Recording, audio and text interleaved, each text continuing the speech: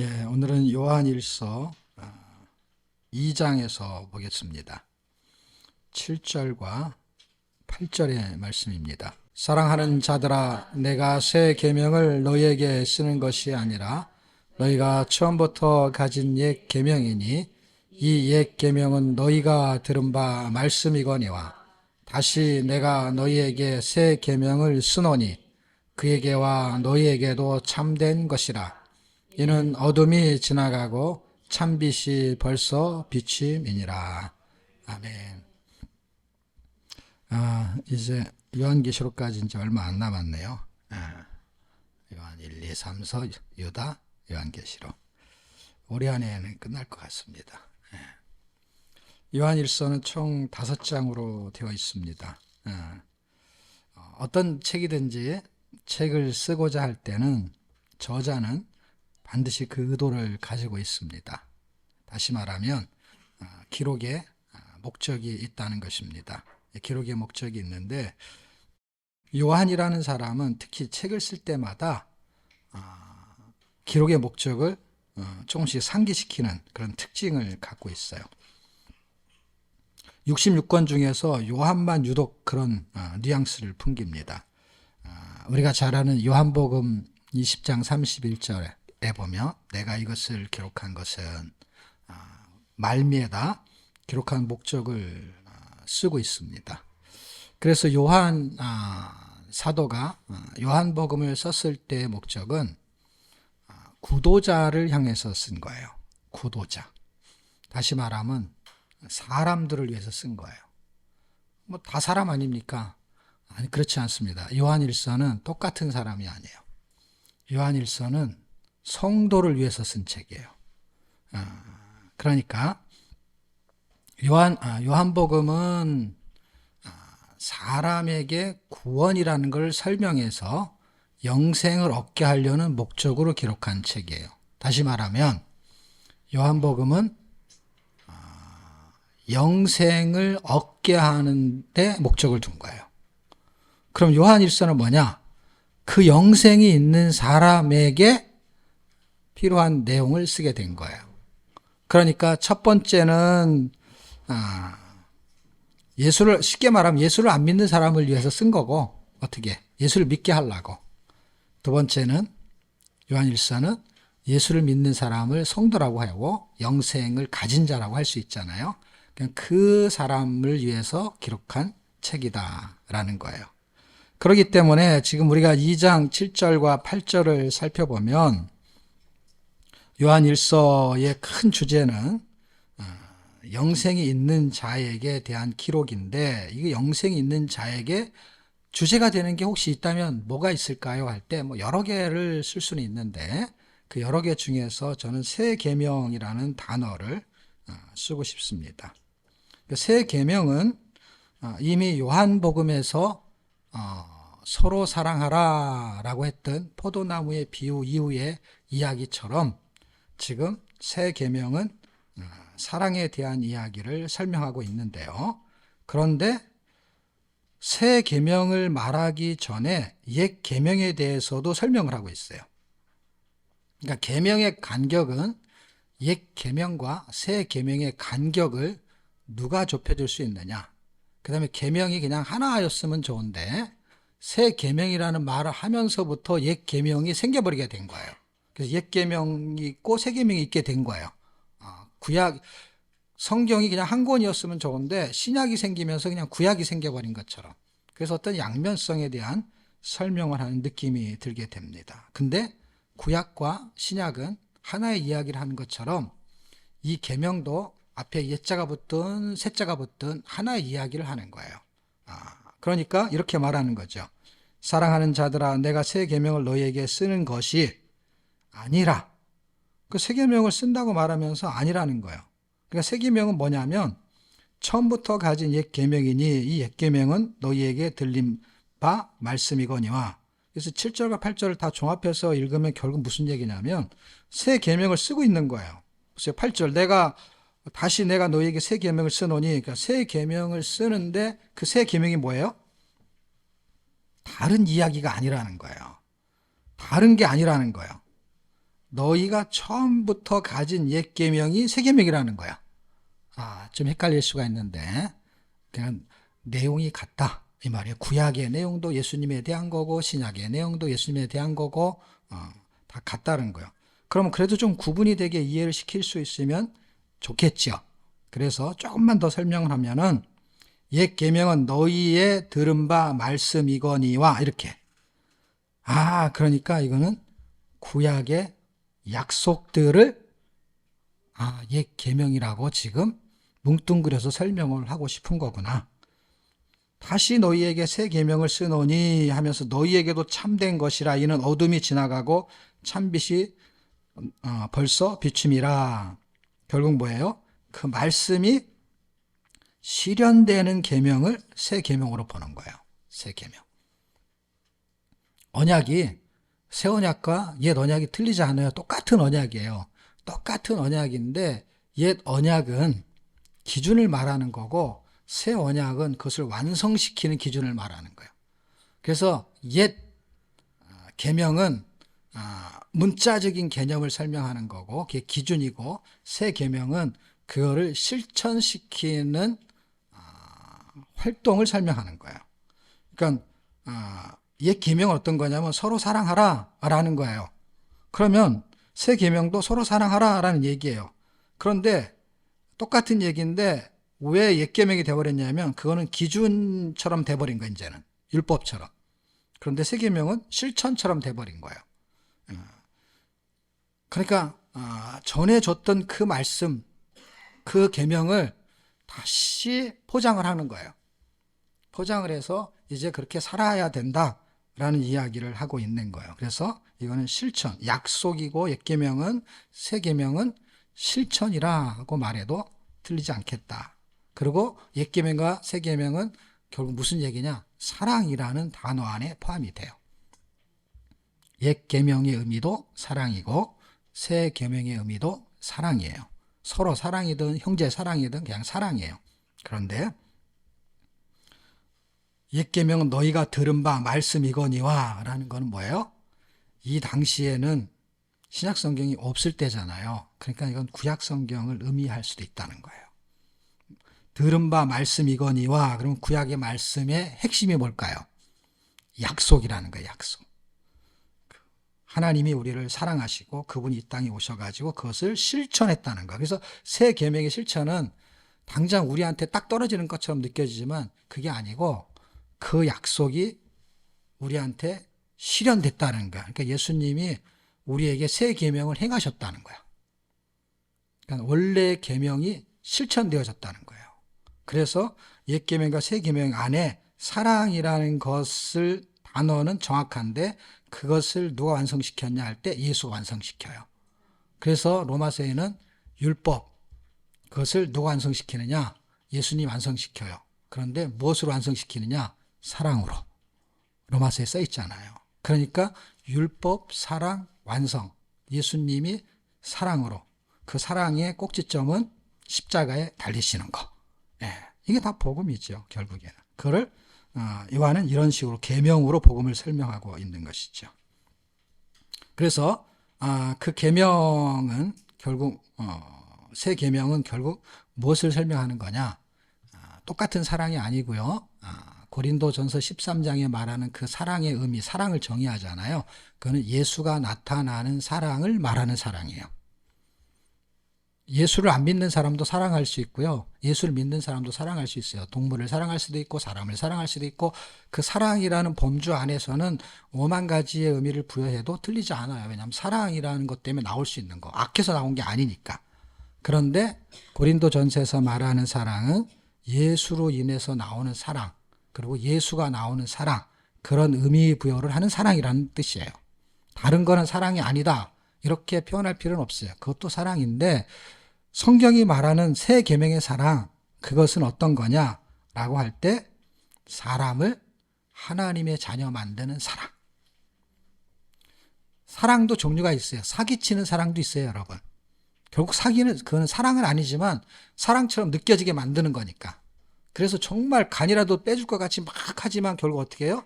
그 사람의 영혼을 뺏어가는 사기꾼도 있고 거짓 선지자도 있고 그 다음에 사랑을 빙자해서 간음을 행하거나 돈을 뺏거나 하는 행위도 있고, 그렇지만 그 앞에까지 보면 다 사랑처럼 느껴지지요. 그렇지만 끄트머리에 보게 되면은 자기의 유익을 위해서 사랑을 한 거지 상대의 유익을 위해서 사랑한 게 아니죠. 결국 인간끼리의 사랑도 상대를 위한 사랑인지 자기의 유익을 위한 사랑인지 내가 잘해주기 때문에 제가 잘해주는 거야 라는 거니까 주고받는 사랑인지 아니면 그냥 주는 사랑인지 인간도 그게 약간 차이가 있잖아요. 근데 일단 성경에서 말하는 걸 그걸 초월한 사랑의 개념을 설명하는 것을 계명으로 지금 설명하고 있다는 것입니다. 그리고 이 간격을 좁힐 수 있는 것은 결국 예수님이 나타나는 건데 그것은 무슨 뜻이냐면 율법적인 그 기준의 사랑을 실천해낼 수 있는 새 계명의 사랑은 결국 예수가 나타나야 되니까 예수님이 이 간격을 좁힐 수 있다는 거예요. 그러니까 초점은 여전히 예수님이죠. 그렇지만 이제 설명이 복잡한 거죠. 설명이. 예. 자, 그런 의미에서 옛 계명과 새 계명은 하나이고 그 예수님이 나타나실 때 그 계명이 완성되는 거예요. 그러면 그걸 뭘로 보느냐? 계명을 지키는 것으로 현상이 나타나요.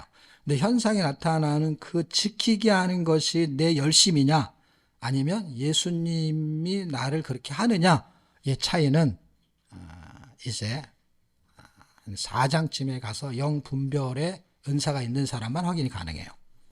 그러니까 확인이 불가하다는 건 무슨 뜻이냐면 겉으로 드러나는 거는 비슷하기 때문에 확인이 불가해요. 근데 속마음이 어떤지를 본인이 얘기하지 않으면 절대로 만약에 모른다 그러면은 분별을 할 수 있는 건 영분별이라고 해요. 그래서 요한일서에서는 영분별에 대한 이야기를 쓰는 거야. 4장에서. 왜냐? 가짜 사랑이 있으니까. 가짜 사랑. 가짜 사랑이 있는 건 뭐예요? 계명을 지키는 것 같기는 같는데 뭐 예를 들면 헌금을 하는 것 같기는 해. 근데 그게 자기가 신앙이 있어서 하는 건지 아니면 그냥 정해놓은 기준에서 그냥 하는 건지 그거는 물론 이런 거 있어요. 처음에는 시키니까 하는 수 있죠. 처음에는 그렇게 해야 되는 건 줄 알고 했었죠. 근데 나중에 보니까 내가 이걸 왜 하지? 라고 생각을 하고 내가 이걸 해야 되는 당위성을 자기가 찾으면은 신앙인 거고 찾지 못하면 형식인 거예요. 하고 안 하고는 중요하지가 않아요. 왜냐하면 바나바라는 사람과 아나니와 삽비라가 다 했잖아요. 근데 어떤 사람은 신앙이고 어떤 사람은 형식이었단 말이에요. 그렇기 때문에 했냐 안 했냐가 하나도 중요하지가 않아요. 그거는 우리끼리 중요한 거야. 얼마나 했는데 몇 시간을 읽었는데 그건 우리가 중요한 거고 하나님은 몇 시간 했는지가 하나도 중요하지가 않아요. 왜냐하면 40년 동안 희생의 제사를 드렸대잖아요. 광야에서. 근데 하나님은 40년 동안 받아본 적이 없대잖아요. 기가 막힌 거죠. 내가 그때까지 11조 한 거 계산하면 돈이 얼만데 주일날 안 빠지고 출석해서 계산해보면 내가 공친 날이 얼만데 놀지도 못하고 그 계산해보니까 막 수십 년 살다가 죽을 때에서 계산해보니까 엄청난 금액과 시간인 거예요. 근데 그걸 하나님은 계산을 안 하고 있단 말이에요. 노 카운트 한다니까요. 기가 막히잖아요. 40년 동안 70년 동안 금식한 거 40년 동안 희생의 제사를 드린 거 우리만 카운트한 거예요. 하나님은 노 카운트 한단 말이에요.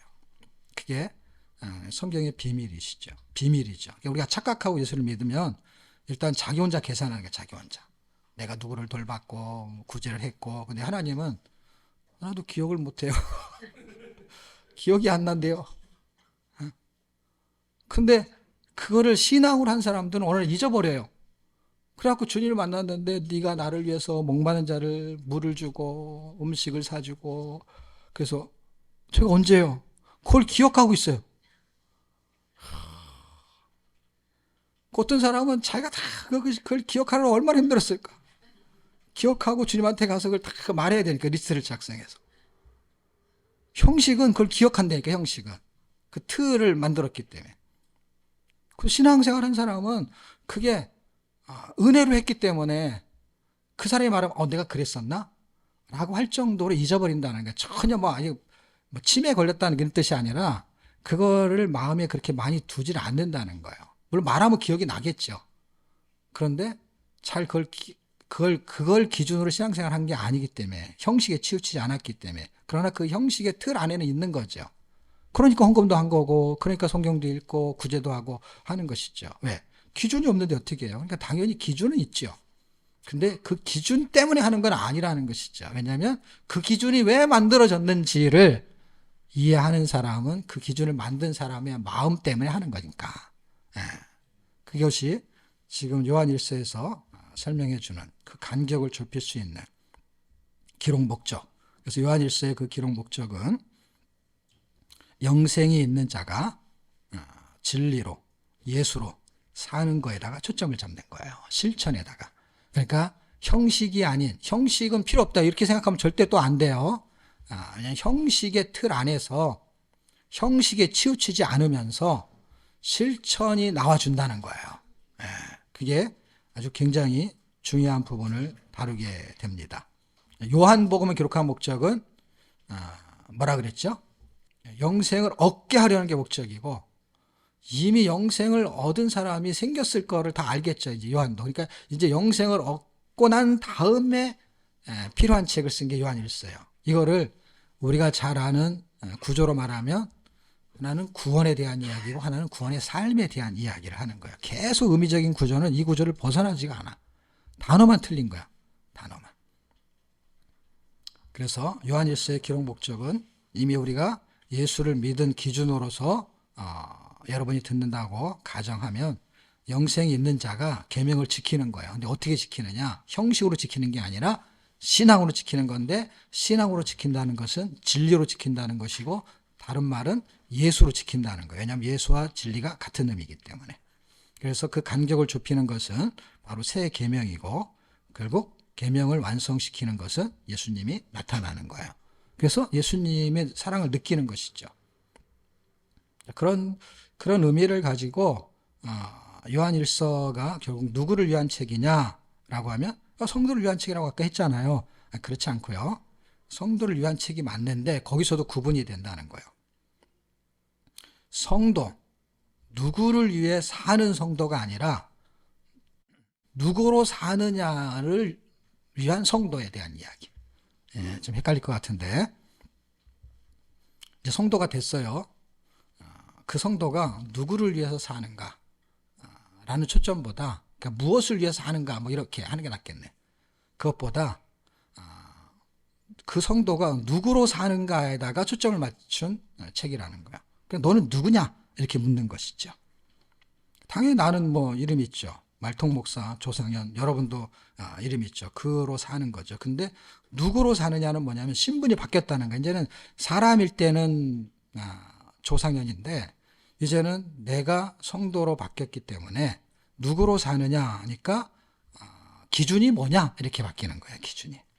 그래서 성도는 무엇을 위해 사는 것보다 누구로 사는가가 더 중요하고, 영생을 얻게 한 구원의 은혜는 성도를 그리스도로 살게 하는 것입니다.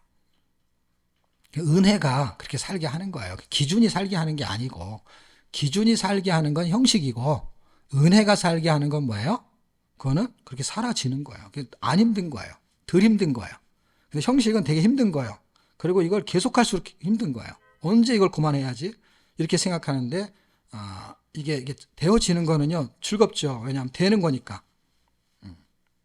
그리스도로 사는 것이 곧 새 계명으로 사는 것이고, 그럼 결국 무슨 뜻이에요? 새 계명으로 사는 유익은 도대체 무엇인가? 왜냐하면 성경은 지금 우리에게 뭘 설명해야 되냐면 너 예수 믿어야 돼. 예수 믿으면 우리한테 좋은 게 뭐예요? 너 영원한 생명 얻을 수 있어?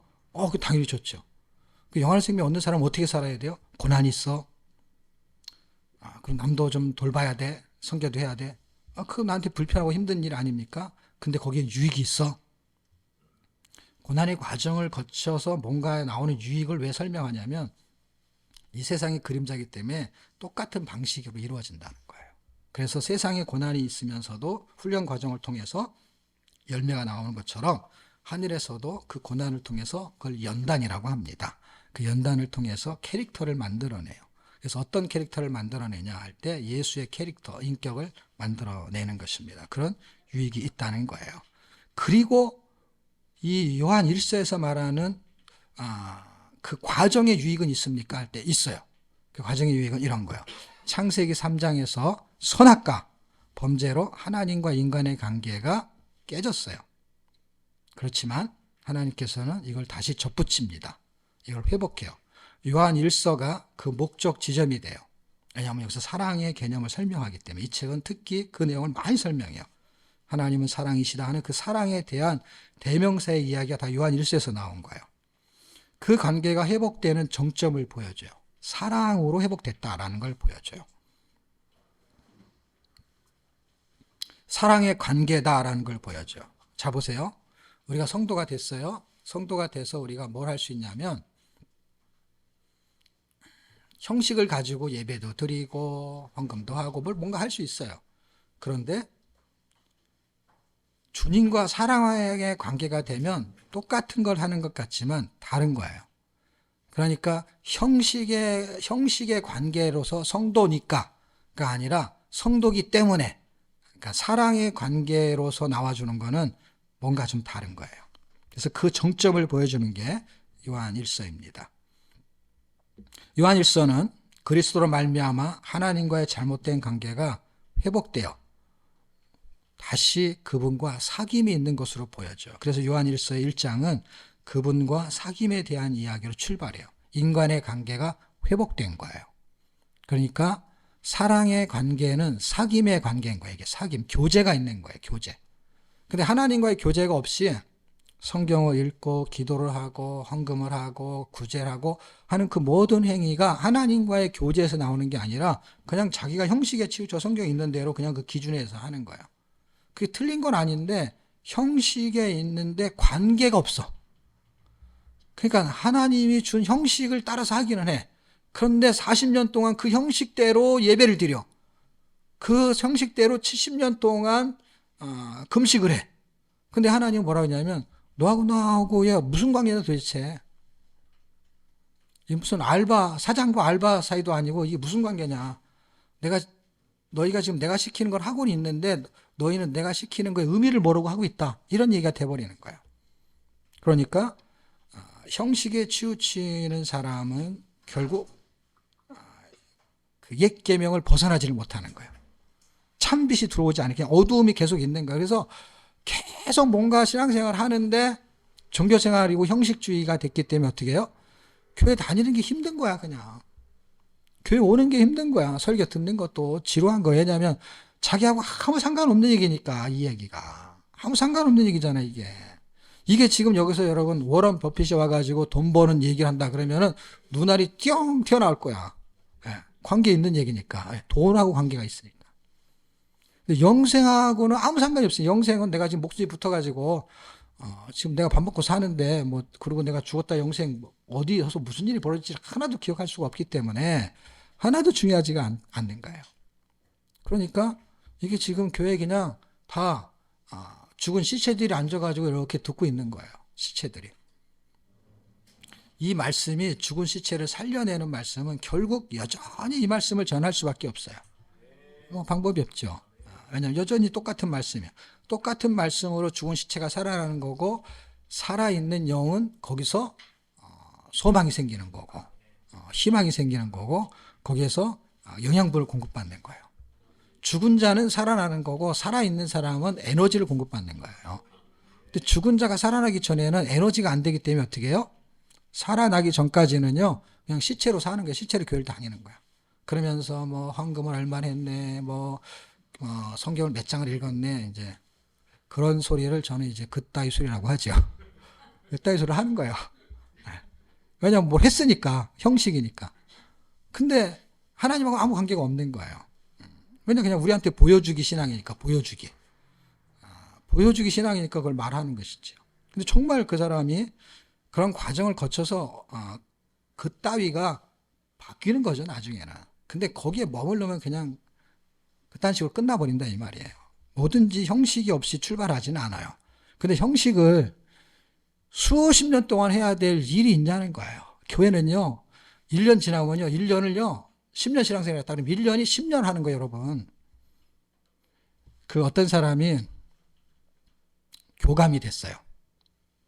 그런데요 교감이 교장이 안 되고요 평사원이 교장이 됐어요. 그래갖고 항의를 했어요. 어떻게 저 사람이 교장이 되냐. 내가 교장이 돼야지. 그랬더니 교장을 시킨 사람이 실제 있었던 일인지 예화인지는 잘 모르겠어요. 근데 제가 무슨 책을 읽다 본 기억이 나요. 거기 아주 감동을 먹었어요. 왜냐하면 이제 그 책을 쓰면서 어떤 사람이 뭔가를 설명하기 위해서 그 예화를 쓰는 거예요. 만들어낸 건지는 모르겠는데, 근데 실제 그런 건 존재하는 것 같아요. 그랬더니 뭐라 그러냐면 기준을 말하는 거야. 너는 10년 동안 이 교직 생활을 하면서 1년치를 10년 반복하지 않느냐. 그러니까 작년에 했던 거 올해 하고 똑같이 하고, 그러니까 업그레이드가 안 되고 맨날 똑같은 거예요. 근데 이 사람은 10년을 1년에서 10년이, 너는 1년을 이렇게 해서 10년이 됐는데 1년 여기고, 얘는 10년이 됐는데 이렇게 간 거죠. 그 당연히 이 사람이 교정을 해야 되는 거 아니냐. 그 우리는 처음 교회 나오면 아무것도 모르죠. 뭐 부활절이 모르고 성찬식이 모르고. 근데 1년 배우면요 다 똑같아요. 왜냐하면 그 다음에도 또 부활절, 또 부활절, 크리스마스 또 똑같아. 맨날 똑같은 얘기야. 전도하는 얘기 다 똑같은 얘기야. 작년에 들은 얘기 우리 또 하고 똑같아. 여러분 전혀 업그레이드가 없어요. 이 내용 본질은 똑같아요. 그거를 10년을 옆으로 쭉 끌고 가면 10년이 지나도 딱 1년치인 거예요. 그러니까 성경은 더 배울 것도 없어요, 여러분. 제가 힌트를 얻은 게 뭔지 아십니까? 이 바울이라는 사람이 안디옥에 가가지고요 1년을 가르쳤는데 비로소 그리스도인이라 하는 소리를 들었다는 거예요. 1년이면 끝난다는 걸 제가 알았어요. 교회 프로그램은 1년 이상 할 게 없어요, 여러분. 나머지는요 교회 붙잡아두기 위해서 쓸데기 없는 프로그램을 돌리는 거예요. 이것도 하고 저것도 하고 이거 끝나면 그 다음 거 하고 그 다음 거 하고 해가지고 교회를 못 따라하게 만드는 거예요. 이상한 거. 교회가 너무 이상해, 제가 볼 때는. 그냥 그렇게 안 하면은 비즈니스가 안 되는 게 운영이 안 되니까, 운영이. 복음으로는 쇼부를 볼 수가 없으니까, 이걸로는 운영을 할 수가 없으니까, 이 운영을. 예. 뭐, 교인들은 밀려오는데 그 사람들한테 똑같은 얘기를 또 하면 이게 유지가 안 되니까, 다른 걸 계속 해야 되니까.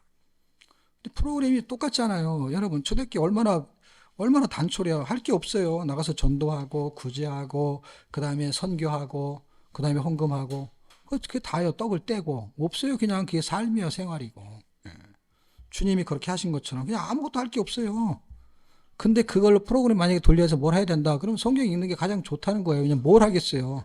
성경 읽다가 전도하고, 성경 읽다가 구제하고, 성경 읽다가 선교하고, 그럼 되는 거지. 그리고 그게 기도고. 예. 그러니까 뭘 할 게 있어요. 이거 가지고 뭐 인물 성역 공부 해봐야 거기서 거기고, 지명 공부해야 거기서 거기고, 해도 되는데, 예. 그냥 뭐, 누가 거기에 재능 있는 사람이 있으면 특강 들으면서 뭐 하면 되죠. 그러나 계속 메인으로 해야 될 게 있잖아요. 메인이 지도가 아니잖아. 메인 인물이 아니잖아. 예? 그냥 메인은 거지, 거기에. 메인이 그게 아니라니까요. 우리는 지금 너무 허접한 걸 너무 많이 해. 이 세계명으로 사는 유익이 도대체 뭐냐면, 하나님과의 관계가 회복이 되는 거예요. 회복이. 요한일서는 그리스도로 말미암아 하나님과의 잘못된 관계가 회복되어 사귐이 있게 됐다는 걸 안 거예요. 이제 사귀었는 거예요. 근데 사귀었는데 너무 재밌는 거야. 이분하고 사귀니까. 그래서 사귐이 이루어지는 거예요. 왜 사귐이 이루어지지 않는 줄 아세요? 너무 재미가 없으니까. 맨날 하는 소리가 서로 사랑하라, 뭐 네가 손해봐라, 맨날 이딴 소리만 하니까 듣기가 싫은 거예요. 교회 가면 목사님이 얘기하지, 성경 읽으면 성경에서 그 얘기하지, 신앙 좋은 사람 만나면 맨날 그 얘기하지. 그러니까 신앙 좋은 사람은 안 만나는 거예요. 그래갖고 지들끼리 만나는 게 딱 그런 사람끼리 만나요. 그게 또 호흡이 맞아, 그런 사람끼리는. 너무 좋은 거야. 자기 수준에 맞는 사람하고 논다는 걸 아셔야 돼요, 여러분. 누구하고 친한지. 누구하고 친하겠어요. 자기하고 딱 똑같은 사람하고 친하지. 재미가 없어요. 딴 사람은 재미가 없지. 똑같은 거예요, 여러분. 신앙이 있는 사람은 신앙이 없는 사람을 전도하기 위해서 만나주는 거지, 그 사람하고 놀기, 사귀지가 않아요, 여러분. 죽이 맞아지지가 않아요. 바울이 자기는 유대인한테는 유대인처럼, 그 다음에 이방인한테 이방인처럼 하는 건 맞춰준다는 거 어떻게 하겠어? 자기가 그 영혼을 살리기 위해서 만나주는 거지. 그 사람하고 재밌어갖고 만나는 게 아닌데 우린 착각한다니까. 재밌어서 만나주는 줄 알고.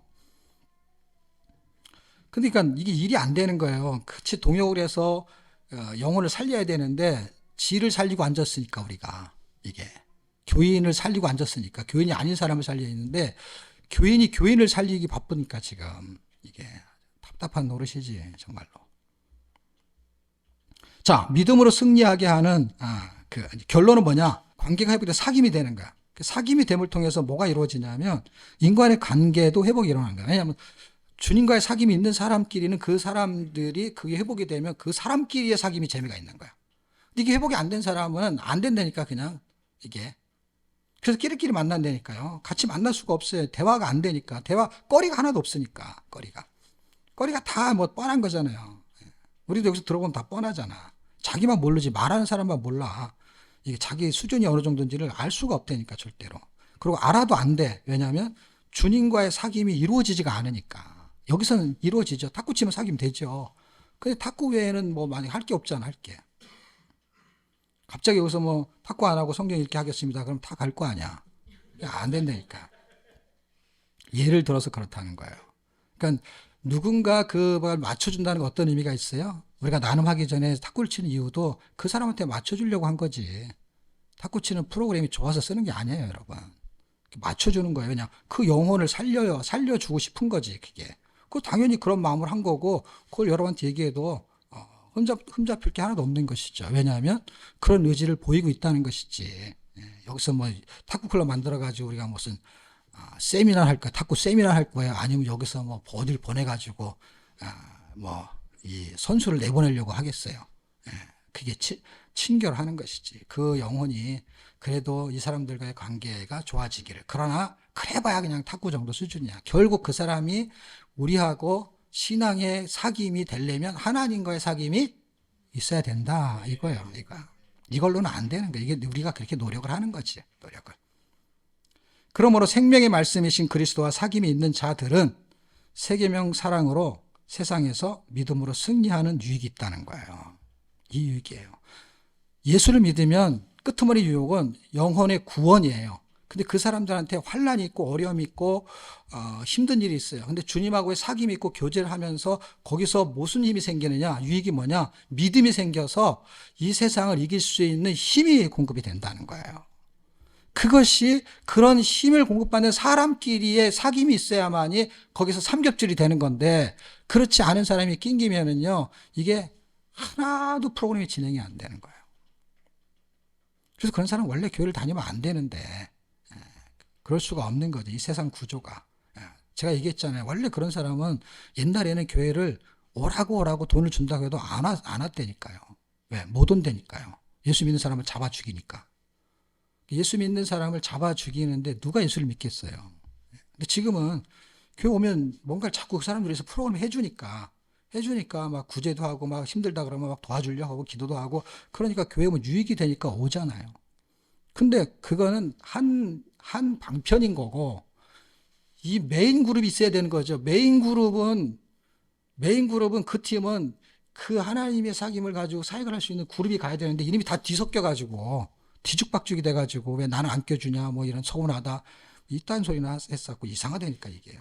왜냐 이 그룹 안에 들어오면은 이상해지는 거죠. 여러분 탁구를 쳐도 뭐 그룹 있잖아요. 뭐 1부, 1부리고 2부리고 이런 거 있잖아요. 못하는 사람이 거기 낑겨 오십시오. 그 재미가 있겠어요? 게임에 절대 못 이기는데. 예? 이게 11점 내는데요. 10점 주고 해도 못 이긴다니까요. 근데 이거는 그냥 여기 모임이 저기면 다 끼려고 그런다니까. 왜냐면 그 존재감이 아니죠. 그 실력이 안 나오는 사람은 재미가 없어서 못 따라와요. 시켜줘도 못해요. 그거는. 근데 이게 지금 다 섞여 있단 말이에요. 지금 다 섞여 있어. 이 교회는. 예. 여러분이 그런 걸 좀 분별했으면 좋겠고 자기 위치를 찾아서 자기의 상태를 파악해야만이 실력이 늘어요. 예. 탁구도 그래서 하는 거예요. 영어도 처음에 우리 아들이 사람들 가르칠 때 테스트를 한대요. 테스트를 왜 하냐? 너무 어려운 걸 가르치면 못 따라오니까 테스트를 해봐가지고 수준이 낮으면 그거부터 해야 되는 거거든요. 그러니까 이거 뭐부터 해야 되냐? 성경 읽기부터 해야죠. 읽기가 안 되는데 그 다음에 무슨 사역을 하겠어요? 이게 기초가 안 되는데 기초가 안 돼 있는데 그 다음 사역을 할 수가 없는 것이죠. 그 단계가 있는 것이죠. 교회 오래 다니고 자기가 직분이 있다고 해가지고 일을 할 수 있는 게 아니잖아요. 왜냐하면 상태가 아니면 아닌 것이죠. 여러분이 탁구 클럽에 가갖고 3년, 5년 있는데도 연습을 제대로 안 해가지고 1년 된 사람마다 못하면 그러면은 등급을 매길 때 높은 등급에 갈 수가 없는 거잖아요. 나 여기서 5년 됐는데 왜 나는 맨날 밑에요? 네가 실력이 안 되니까 그런 거지. 근데 그런 건 다 인정을 해 사람들이. 근데 교회는 그런 걸 인정하지 않아요. 교회는 신기하게도 오래되니까 터줏대 감독을 해요. 이상하지 않습니까, 여러분? 그래서 난 그게 잘못됐다는 거야. 그건 정말 잘못된 거예요. 세상에 있는 프로그램에서는 다 인정을 하면서도 교회는요, 자기 멋대로 신앙생활 하려고 해요. 멋대로. 기준도 없고요. 담임 목사도 없어. 왜냐하면 그 사람 말 들으려고도 안 해. 거기에 그 질서와 룰이라는 게 있는데, 직장에 가서 상사 말 안 듣는 사람이 어떻게 거기서 그 회사에서 성실하게 일할 수가 있어요. 하다못해 내가 돈 내고 다니는 탁구장에서도요, 거기에 룰을 따르는데. 이거는 교회는 너무 웃긴다니까요. 교회는 이상하지 않습니까, 여러분? 제가 느끼는 게 그거예요. 너무 이상하다, 교회는. 근데 어쨌든 이것도 구분이 있는 게 이게 영분별이라는 것입니다. 영분별이 돼야만이 그를 도와줄 수가 있고 돌볼 수가 있어요. 자, 어쨌든 믿음으로 승리하는 요한일서는 어떻게 전개되느냐. 그래서 결국은 새 계명으로 사는 유익. 그러니까 영생이 있는 자, 영생을 얻었어요. 요한복음을 통해서. 그래서 영생을 가졌어요. 가진 자에게 성경은 예수가 나타나는 새 계명을 실천하라 하는 거예요. 그 실천하는 거에서는요, 섞이면 안 되는 거예요. 도와줄 사람이 있고, 그 다음에 이걸 사역하는 그룹이 따로 있는 것이죠. 이 섞여 있단 말이에요. 작은 개수로 더 많이 섞여 있단 말이에요. 그랬을 때 우리한테 주는 유익은 뭐냐면 믿음으로 승리하게 만드는 삶을 살게 만든다는 거예요. 그걸 경험하는 사람들이 있어야 시너지를 올리는데 그 시너지를 올릴 수가 없는데 중간에 이거 낀 게 있으면 이게 시너지가 안 나는 거예요. 왜냐하면 이 사람 그 에너지를 글로 가야 되는데 이 사람 돌보는 얘기를 또 해야 되니까. 이게 이상하지 않습니까, 여러분? 자, 어쨌든 그렇게 하기 위해서 요한일서는 어떻게 전개되느냐 하는 이야기를 5장에 걸쳐서 5가지로 전개가 되는 거예요. 그래서 영생 있는 자가 하나님과 그리스도의 사귐으로 인해 예수 그리스도 사는 삶을 지금 설명하고 있는 것으로 전개를 시키는데 1장에서는 충만한 기쁨에 대한 이야기를 해요. 이게 없으면은 진행이 안 돼요.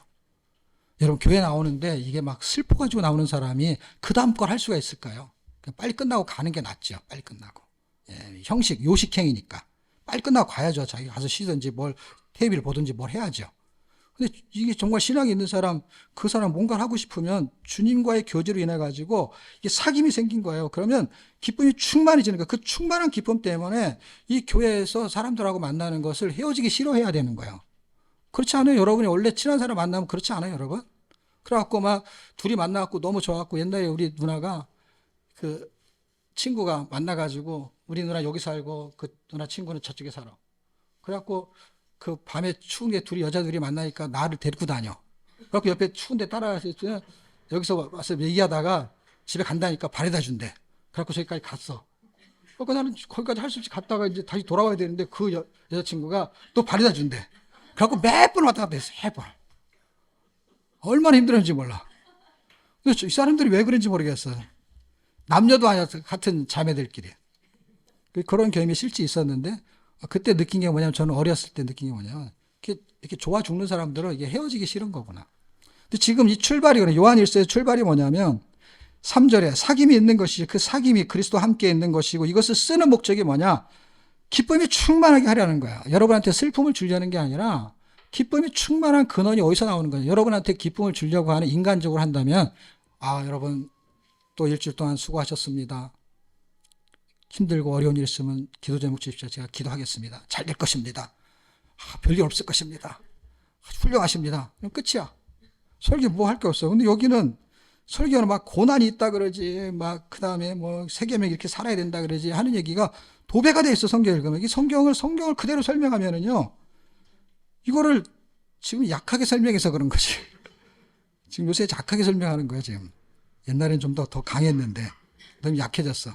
나이가 먹으면서 좀 약해져. 충만한 기쁨이 있는 거예요. 제가 옛날에 정말 이 충만한 기쁨이 있을 때 어떤 줄 아세요? 사람들 만나면 손에서 할렐루야가 저절로 나왔어. 할렐루야가. 충만한 기쁨을 경험한 적이 있어요. 3년 동안 가더라고. 그게 3년 동안. 와, 진짜 오래 간 거예요. 3년이면. 보통 1년 넘어가기 힘들거든요. 밤안 갖고도 1년 방방 뜨다가 끝나요. 성경 읽으면서 이게 충만한 기쁨이라는 그 안에 내재적인 충만한 기쁨의 의미를 깨닫기 전에 이렇게 외적으로 나오는 기쁨이 있는 거를 표현할 때요. 제가 지금도 기억이 나요. 사람을 만나면 얼마나 기쁜지 몰라. 그냥 손을 잡으면 할렐루야가 그냥 나와요. 안녕하세요가 아니라 할렐루야. 근데 그게 이걸 내가 이렇게 해야지가 아니라 그냥 저절로 나와, 저절로. 그게 거의 3년을 갔던 기억이 나요, 3년. 그게 그런 경험이 실제 저한테 있었어요. 근데 지금 이 요한일서를 쓰는 요한이라는 사람이 그런 기쁨이 있었던 것 같아. 저보다 더 했겠죠. 주님을 만났던 분이고 그분과 사귐이 있을 때 그 기쁨은 말로 할 수 없다라는 거예요.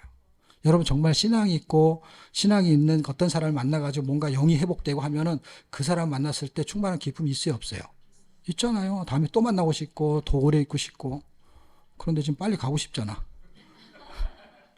예? 탁구장에 가면 얼마나 좋아. 이 탁구채를 잡으면 떨어지기 쉽지 않고 충만한 기쁨이 있어. 탁구채에는. 그래서 빨리 끝나면 탁구장으로 가야 돼. 탁구장에 가서 이렇게 치는 거를 시기해서 하는 말이 아니라 비유를 드는 거예요. 왜 그렇게 해서 건강하고 그 영이 하나의 즐거운 게 하나 필요하죠. 어떤 사람은 책 읽으면 즐겁고 기쁘면 그런 것도 있어야죠. 근데 이 영적인 개념은 또 다른 충만함이 있을 수 있다라는 걸 그 비교로 설명하는 거예요. 성경을 딱 잡으면 라켓을 잡은 것처럼 충만한 기쁨이 있는지를 생각해 보라는 거예요. 저는 그런 적이 있었거든요. 성경을 딱 잡으면은요, 성경에서 나한테 뭐라고 하는지를 잘 몰라. 깨달아지지가 않아서. 근데 그냥 이렇게 딱 앉아있는 것이 기뻤어요. 근데 사람들이 이걸 왜 안 하냐면 이것으로 나타나는 어떤 열매를 없고 지루하니까. 저는 성경 읽는 거를 하루 10시간씩이요. 재미없으면 절대 하기 힘든 거예요, 여러분. 하루 이틀 정말 아주 오지게 마음을 먹으면 한 달, 1년까지도 할지 모르겠어요. 근데 사실 1년 정말 못해요. 예. 왜냐하면 이 시간이 무지무지 안 가요. 이 재미없는 거는요. 그걸 10시간? 아이고, 1시간 해보십시오. 어떤 건 10분만 해도요. 제가 옛날에 학생 때 임원이어갖고 전사님이 저를 어디 데리고 왔냐면은 기도원에 데리고 왔어요. 기도원 이름 참 생각이 안 나는데 내려가지고 한참 길어 올라가요. 산으로 가요. 그래갖고 임원들한테 뭐라는 줄 알았어요. 그때가 고등학교 2학년이었던 것 같아요. 1시간 기도하고 여기서 만나자는 거예요. 그래가지고 엄청나게 기도했어요. 그 눈을 딱 떴는데 1시간이 넘었는 줄 알았어. 10분밖에 안 지났어. 그때부터 절망이 오는 거야. 이거를 6번을 반복을 해야 되는데. 하늘이 깜깜한 거야, 하늘이 깜깜해. 아무리 기도를 오래 한 것 같은데, 시간이 안 가는 거야, 시간이. 무지무지 긴 거야, 시간이. 정말 상대적인 거죠. 시간은 정확한 그 시간이죠. 근데 어떤 거는 10분밖에 안 된 것 같은데 1시간 지난 거 있잖아요. 그걸 뭘로 설명할 수 있을까요? 설명하기 곤란하죠. 근데 그런 것들이 강박에 다 있는 거잖아요. 근데 지금 저는 여러분한테 인격적이고 인간적인 걸 말하는 게 아니잖아요. 지금 목사잖아요, 저는. 그리고 여러분 성도잖아요. 성도가 성도로서의 여러분이 탁구장에 가면 그 탁구를 가리키는 사람이 탁구에 대한 논리와 이론과 이런 걸 가리키잖아요. 막 침을 튀기면서. 근데 저는 제가 여기서 그 탁구 얘기를 할 필요가 없는 거잖아요. 그럼 제가 여기서 무슨 얘기를 해야 되겠어요? 지금 성경이 우리한테 말하는 걸 말할 때 여기서 이렇게 충만한 기쁨이 있다라고 했을 때 탁구장에서는 그 사람은 자기가 쳤던 그 실력과 경험을 설명할 거 아니에요. 그러니까 저한테 이게 있으니까 어떤 거, 이 충만한 기쁨이 있었던 게 있잖아요. 그러니까 그걸 설명하는 게 당연한 거거든요. 그리고 여러분이 충만한 기쁨을 원하는지 안 원하는지도 되게 중요한 거예요. 왜냐하면 탁구장은 돈을 내면서 어떻게 해요? 내가 그 실력을 갖추고 싶은 거잖아요. 근데 교회는 신기하게도 헌금을 내면서 그 실력을 안 갖추고 싶어 한다니까. 그리고 그 탁구장에서 그 사람이 그렇게 막 사실 가르쳐주면 너무 고맙다고 그러지 않아요, 여러분? 막 시간 외로 가르쳐주면 너무 고마운데, 이거는 시간 외 12시 넘으면, 시간 외로 가르쳐주면 절대로 안 돼요. 시간 안에 가르쳐줘도 시간을 하여튼 줄여야 돼. 너무 상대적이지 않아요? 그만큼 영적인 것이 좋은 것일수록 쌀밥이 맛있잖아요, 현미보다. 그만큼 이게 쉬운 문제가 아니에요. 근데 언젠가 한번 여러분이 주님과의 사귐이 있고 그분으로 인해서 충만한 기쁨이 있다면 지금 제가 말하는 거를 이해가 될 거예요. 지금은 이해가 안 되겠지. 왜냐? 고수가 가르쳐주는 그 설명을 보면 알겠는데 해보면 안 되잖아. 아무리 연습해도 안 되잖아요. 예, 그만큼 이게 쉽지 않다는 건 알아요. 그래서 뭐라고 하는 게 아니라 적어도 알기는 해야 되잖아. 알기는 하고 그 다음에 여러분이 새해 계획을 세울 때 그런 도전은 가져봐야 되잖아요. 그런 도전이 좀 생겼으면 좋겠다는 거예요. 당장 그게 되냐? 안 되죠. 탁구도 금방 안 되잖아요. 몇 년 걸리잖아요. 신앙도 당장 안 돼요. 그러나 탁구처럼 되는 건 또 아니에요. 무슨 얘기냐면 주님의 은혜가 필요한 거죠. 주님의 은혜가 있으면 충만한 기쁨이 여러분한테 생길 줄 믿습니다. 두 번째는요, 형제를 사랑한다는 거예요. 이게 성도의 특징인데요. 제가 시간 관계상 다 설명을 할 수 없지만 12절서부터 자녀들아 아비들아 청년들아 아비들아 아비들아 청년들아 이걸 쭉 반복해요. 12절부터. 이거는 영생 있는 자의 특징을 말하고 있는 거예요. 내가 이것을 기록하면 보세요. 자녀들아 내가 너에게 이것을 쓰는 것은 자녀들을 위해서 썼다는 거예요. 아비들아 반복해요. 자녀들아 아비들아. 그 밑에 보면 14절 아비들아 아이들아 자녀 아비들아 아비들아 똑같은 거예요. 그 다음에 13절 14절에 보면 청년들아 청년들아 반복하고 있어요. 18절 결론적으로 아이들아 이 자녀들을 말하는 거예요. 영적인 자녀들을 말하는 거고 이 사람들은 뭐냐 특징이 영생을 가진 자의 특징 성도의 특징을 말하는 거예요. 그 특징이 다양하다는 거예요. 죄를 이겼어요. 진리를 갖고 있어요. 이걸 말하는 거예요. 하나도 어렵지 않아요. 그 이야기야. 다 설명해봐 똑같은 이야기예요. 결국 영생 있는 자의 다양한 형태와 상황을 설명해 주고 있는 거고 그런 것을 얻었다는 걸 알려주는 거야. 이게 있다는 거야. 영생만 있는 게 아니라 너는 진리 안에 있는 것이고 악을 이기는 자들이라는 거야. 영생 있는 자들은. 그런 힘이 있다는 거예요. 3장에서는 그게 어떠한 사랑인지에 대해서 설명합니다. 그게 어떠한 사랑이냐? 예수님이 십자가에서 죽는 사랑이고 그리고 요한복음 3장 16절에 예수님 죽는 사랑이 나타났죠. 그리고 여기서도 그 사랑을 설명해요. 3장 1절에. 그런데 3장 16절에는 그 사랑을 깨닫는 사람들. 그때는 요한복음은 그 사랑을 알기만 하면 됐어요. 왜냐하면 그 사랑을 알고 믿으면 구원이니까. 근데 요한 1서로 오게 되면 알고 믿은 상태를 설명하는 거야. 그래서 깨닫는 것까지 와야 돼. 요한복음은 은혜로 믿는 거야. 그렇게 어떠한 사랑이 이루어졌어. 요한복음 3장 16절에. 그래서 십자가에 죽으셨어. 그래서 그걸 믿었어. 그 믿은 사람들은 그 어떠한 사랑을 이제 알아야 된다는 거야. 처음 믿을 때는 어떠한 사랑을 모르고 믿었어요. 사실은요. 근데 여기는 알아야 된다는 거야. 그리고 알고 나서 어떻게 해야 되는지를 설명해.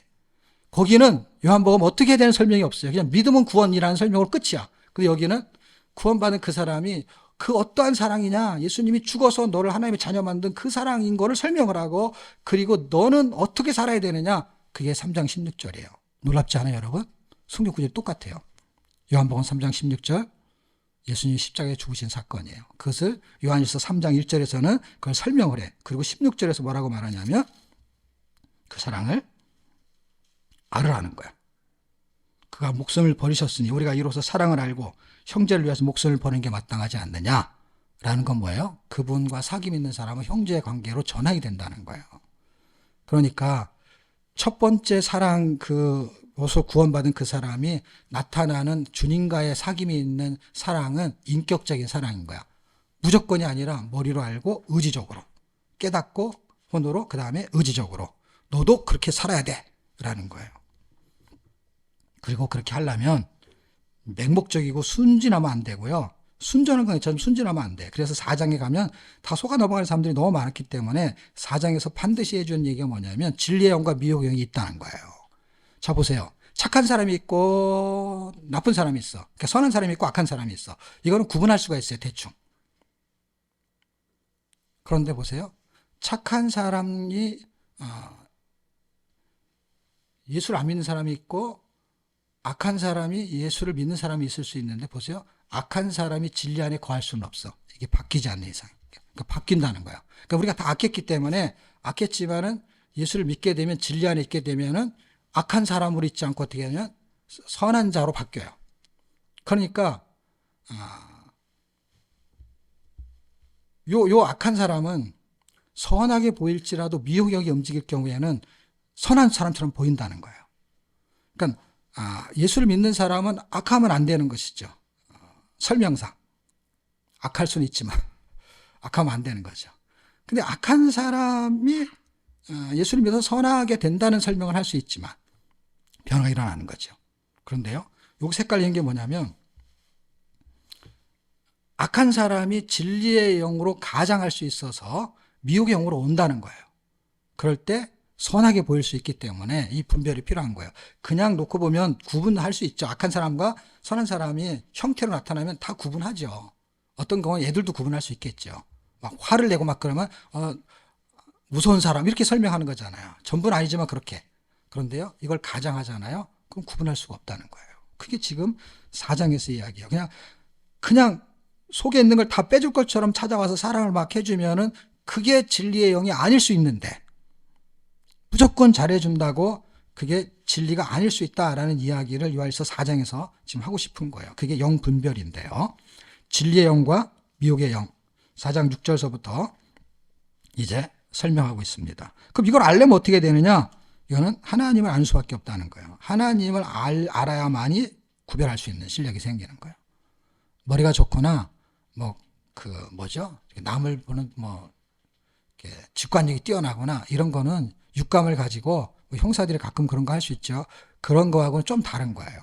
이거는 영이 있는 개념이기 때문에 어쨌든 잘 표시가 나지 않지만 이게 가능하다라는 것입니다. 자, 그 영분별이 굉장히 중요하니까 우리는 분별할 수 있어야 돼. 그러니까 분별이라는 것은요, 비판하는 거하고 전혀 다른 거예요, 여러분.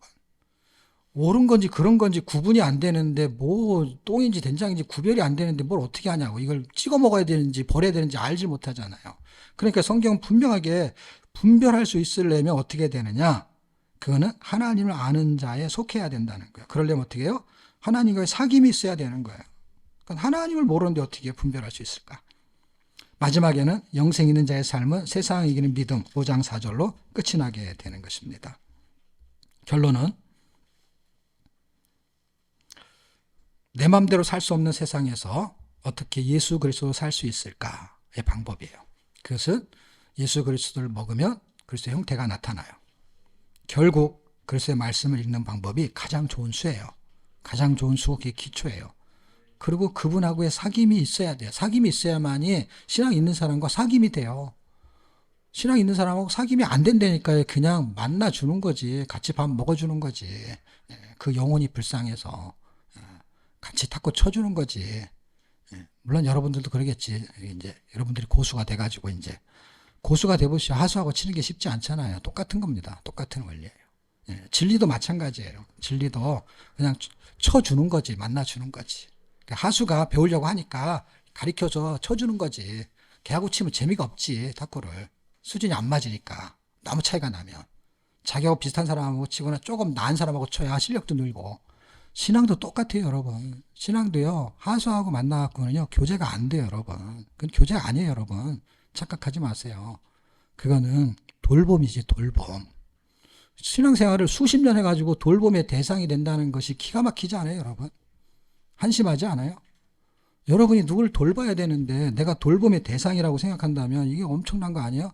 근데 이거는 그렇게 생각 안 해요. 근데 탁구는 그렇게 생각할 거래요. 탁구는 10년 배웠는데 1년보다 못하면 금방 기분이 확 나빠질 거래요. 그렇게 생각을 한번 해보시라는 거예요. 왜냐? 1년 금방 가거든요. 금방 2년, 3년 돼요. 엊그저께 나왔는데 금방 10년 돼요. 그리고 그냥 대충 교회 다니면은 막 집사 되고 막 안수집사 주고 그래요. 조금 잘 따라가기만 하면. 어느 날 직분도 있고 교회도 다니고 어느 정도 행세를 해요. 행세를 하는데 그게 진짜 신앙이 없으면은요, 그냥 그 레벨에서 그 레벨을 벗어나지 못하는 게, 현 교회 현상 아닙니까? 자, 결론 내면 그리스도의 말씀 읽는 방법이 가장 좋은 수고 그 수가 바로 예수예요. 레전하우스에서 새로운 프로그램을 계획하고 있어요. 그런데요, 보세요. 새 프로그램이에요. 새로운 프로그램. 그런데 옛 프로그램과 다르지 않아요. 새 계명이 옛 계명과 똑같아요. 프로그램은 형식만 바꾸는 거예요. 안에 의미, 비전, 이거 다 똑같아요. 제가 하는 거 다 똑같아요. 근데 그 형식만 다르게 하는 거예요. 뭐가 중요하냐? 프로그램이 중요한 게 아니라 프로그램에 참여하는 내가 누구인지가 굉장히 중요해요.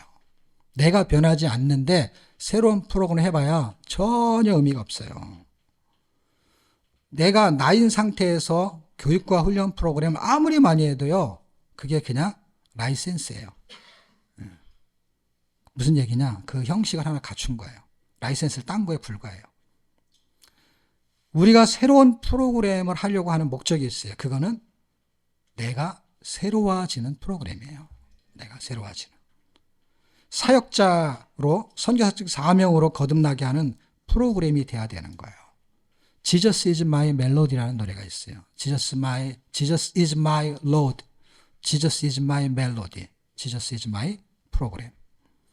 예수가 조이교회 레전하우스의 프로그램이 되기를 축복합니다.